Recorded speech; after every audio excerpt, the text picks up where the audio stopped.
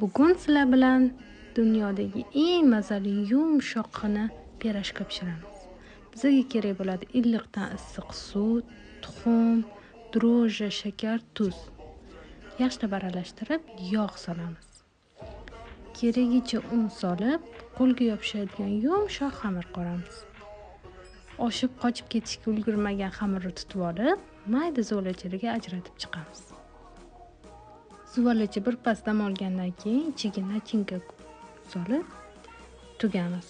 Nachinka xohishga ko'ra men pyuredan foydalandim. Yaxshilab qizigan yog'imizga pirojkalarni birinchi tugilgan tarafidan solib qovurishni boshlaymiz.